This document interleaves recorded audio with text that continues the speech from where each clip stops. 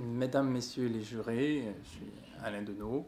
Je compte intervenir ici sur le rôle de la législation canadienne en ce qui concerne le cadre économique mondial dans lequel évolue le secteur minier international. J'ai fait des travaux sur la question minière eu égard à la question des législations. Et mon travail, d'une manière générale, porte sur les enjeux législatifs relatifs à ce qu'on appelle les paradis fiscaux. Et mon travail m'a amené à avancer l'hypothèse que, en ce qui regarde le secteur minier, le Canada est un paradis réglementaire et fiscal de cette filière d'activité.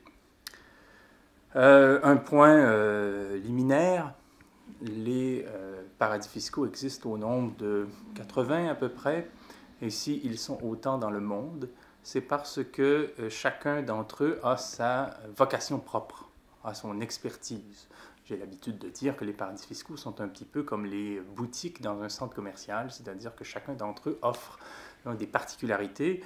Donc, si on s'intéresse par exemple au transport maritime, on va au Panama. Si on veut spéculer à la bourse sans tenir compte de réglementation traditionnelle, on va aux îles Caïmans. Et si des investisseurs veulent créer des sociétés minières, ils vont au Canada. C'est-à-dire que dans ce cadre-là, le Canada sert de cadre réglementaire avantageux pour les investisseurs du secteur minier mondial. C'est une conclusion à laquelle je suis arrivé, d'abord dans un livre que j'ai écrit avec le soutien à la recherche de Delphine Abadi et de William Sachik, qui s'intitule Noir Canada, et dans le cadre d'un autre travail que j'ai fait en compagnie de William Sachik, qui s'intitule Paradis sous terre. Le travail a commencé quand nous nous sommes rendus compte que, d'abord en Afrique et ensuite dans tous les pays du Sud, en tout cas dans de nombreux pays, des entreprises minières canadiennes sont visées par des rapports crédibles quant à des enjeux d'abus.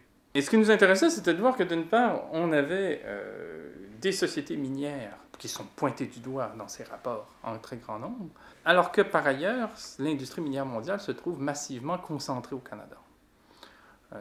Donc le paradoxe était là pour nous, à savoir que d'une part, le Canada accueille l'essentiel des sociétés minières dans le domaine de l'exploration dans le monde et beaucoup de sociétés d'exploitation.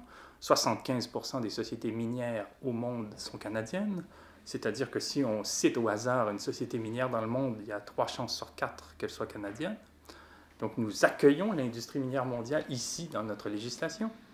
Mais en même temps, on constate que cette industrie-là est fort controversée quant à son dossier environnemental, social, sécuritaire, politique, fiscal. Et le paradoxe pour nous réside dans le fait que le Canada se présente à l'échelle internationale et auprès de ses propres citoyens comme une démocratie exemplaire, un état de droit modèle, un lieu où tous voudraient converger, un pays intrinsèquement pacifiste et tout ce que l'on connaît donc en termes rhétoriques. Donc on s'est intéressé au fait que si 75% des sociétés minières sont canadiennes, cela ne veut pas dire que, au fond, les investisseurs qui sont à l'origine de la création de ces sociétés sont ici. Et c'est pour ça qu'on parle de paradis. C'est-à-dire qu'on vient d'Australie, d'Israël, de Suède, de France, de Belgique, des États-Unis, pour créer des sociétés minières au Canada afin de profiter du cadre législatif avantageux, afin de mener des opérations d'exploration ou d'exploitation, souvent très controversées, là aussi à l'étranger, dans des pays tels que ceux que j'ai évoqués tout à l'heure, en Amérique du Sud, en Afrique, en Asie ou en Europe de l'Est.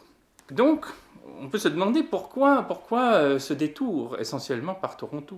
Et en travaillant sur ces points, j'en suis venu à m'expliquer le phénomène, c'est-à-dire la raison de cette attraction au Canada de l'industrie minière mondiale, en 6 points. Ces 6 points sont à penser conjointement pour, au fond, s'expliquer la raison de ce statut offshore, si on veut, qu'a acquis le Canada dans son histoire récente au regard de l'activité minière mondiale.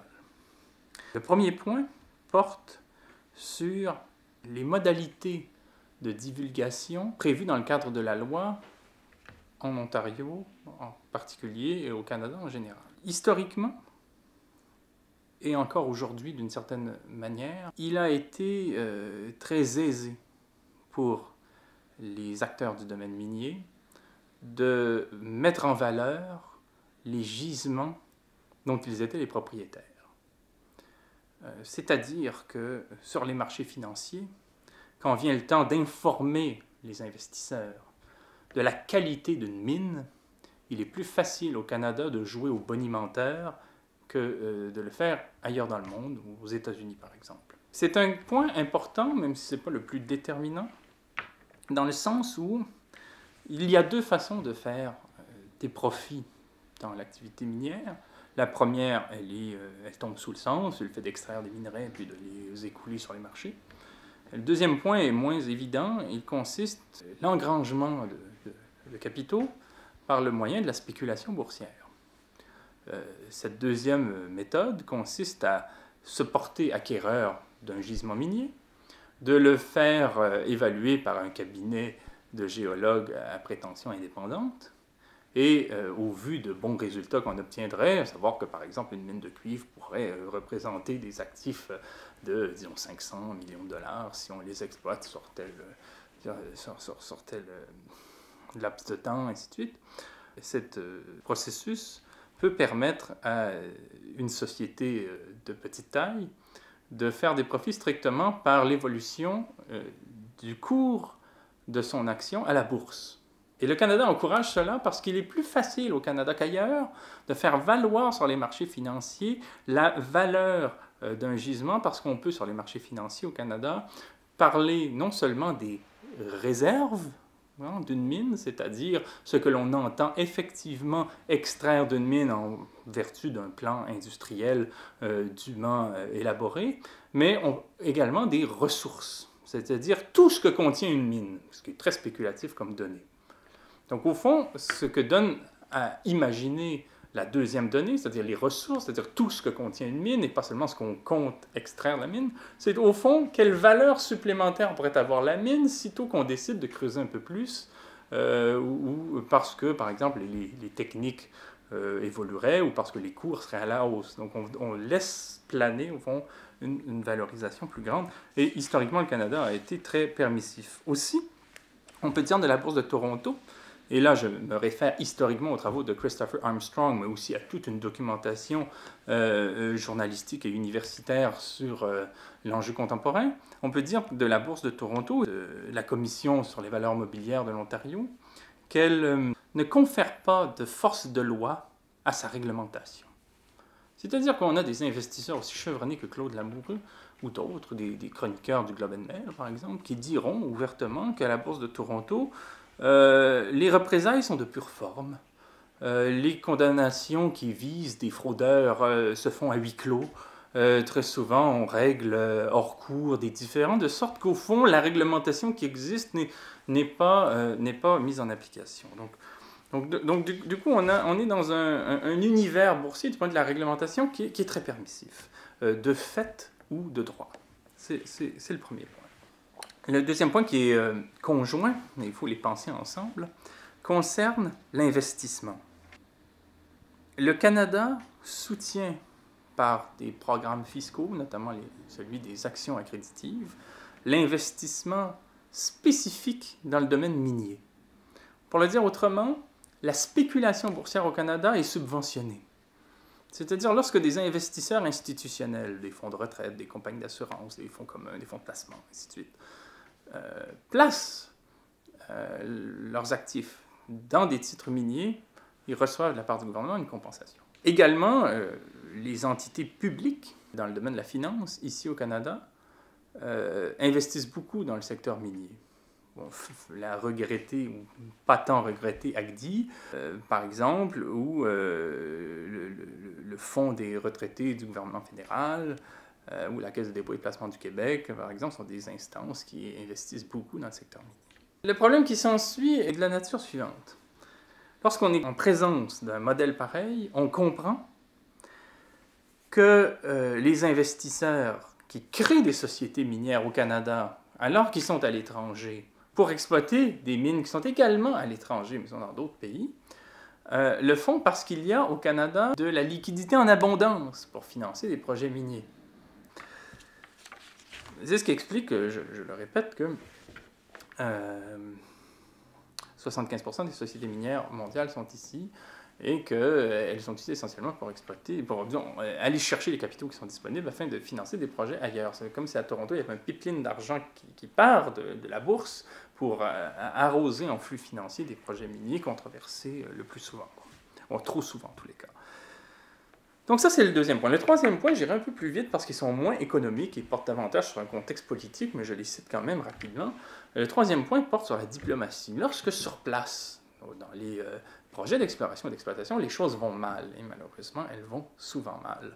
Quand il y a des tensions, des phénomènes de pollution massive, d'atteinte à la santé publique, même des guerres civiles, ou des guerres ouvertes entre États, lorsque les choses tournent au vinaigre, ou lorsqu'il faut exproprier des populations, ou aménager le territoire de façon à satisfaire les attentes de sociétés minières canadiennes sur place, la diplomatie canadienne met sous pression les autorités locales. C'est-à-dire que la diplomatie canadienne se présente dans les pays du Sud comme, au fond, un lobby minier officieux, soutenant les attentes, les intérêts et les desiderata de sociétés minières présentes sur place.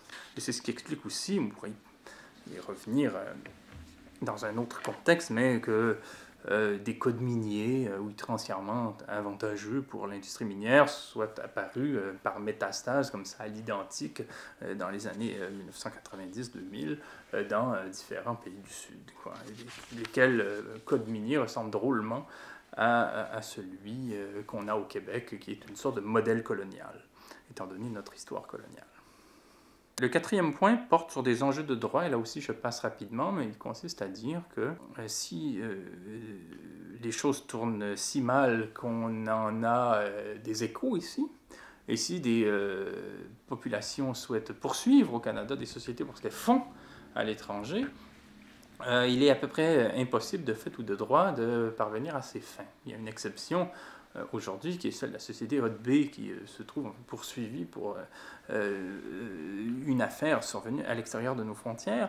Il reste que, traditionnellement, au Canada, au vu de notre jurisprudence, de notre droit ou de pratiques judiciaires diverses, au fond, on invite les demandeurs à déposer des plaintes, par exemple en Amérique du Sud, alors qu'on sait que dans les pays sud-américains, ce sont souvent les manifestants qui sont condamnés dans les tribunaux, au pénal parfois, pour sédition, pour différents chefs d'accusation frivoles, et qu'en Afrique, il n'y a tout simplement pas d'institutions publiques capables d'accueillir de telles plaintes.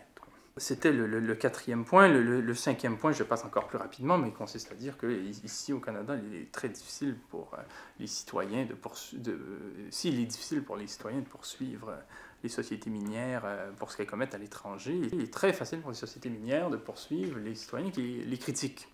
Bon, et donc il y a tout ce problème, au fond, de la hiérarchie des droits chez nous. Je cite le professeur de droit Pierre Trudel de l'Université de Montréal, qui explique que dans la hiérarchie des valeurs juridiques chez nous, la réputation vient avant l'expression. C'est-à-dire que les tribunaux ont tendance, dans notre système légal, à défendre davantage le droit à la réputation de grandes entreprises, par exemple, que la liberté d'expression de journalistes, de citoyens, d'intellectuels et autres.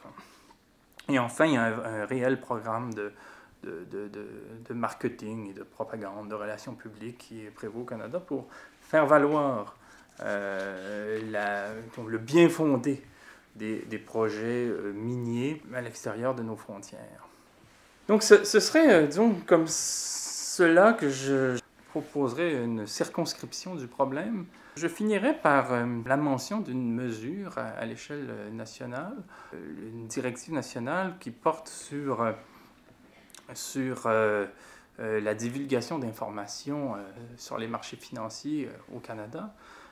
Et je me référerai pour le détail au livre Paradis sous terre que je dépose au tribunal.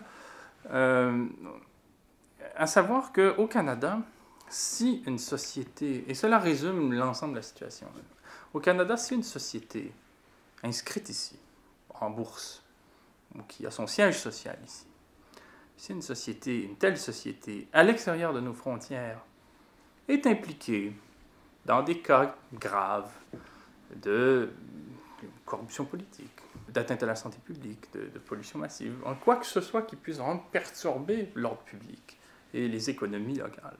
Cette société-là doit impérativement faire état de son implication dans un tel contexte seulement si c'est de nature à affecter la valeur de l'action. Autrement dit, nos lois en matière de divulgation d'informations en ce qui concerne les droits humains ne visent qu'à la défense et la protection des actionnaires, ce qui est vraiment de l'ordre d'une législation offshore. Aussi, on constate qu'à chaque fois que des institutions internationales ou des organisations internationales, comme l'OCDE, l'Organisation pour la coopération et le développement économique, une organisation de pays riches, hein, quand cette organisation-là demande des comptes au Canada, parce que le Canada s'est engagé depuis plus de 10 ans à poursuivre des sociétés inscrites chez elles dans des affaires potentielles de corruption à l'étranger, lorsque l'OCDE demande des comptes au Canada quant à cette position, elle constate dans ses propres rapports que le Canada n'a poursuivi en 10 ans qu'une société minière. Et l'OCDE elle-même écrit qu'il n'est pas vraisemblable que le Canada, qui accueille 75% de l'industrie minière mondiale, c'est l'OCDE qui le rappelle, ne soit pas capable d'épingler plus d'une société, alors que cette industrie-là, cette filière d'activité-là, est réputée porter la corruption.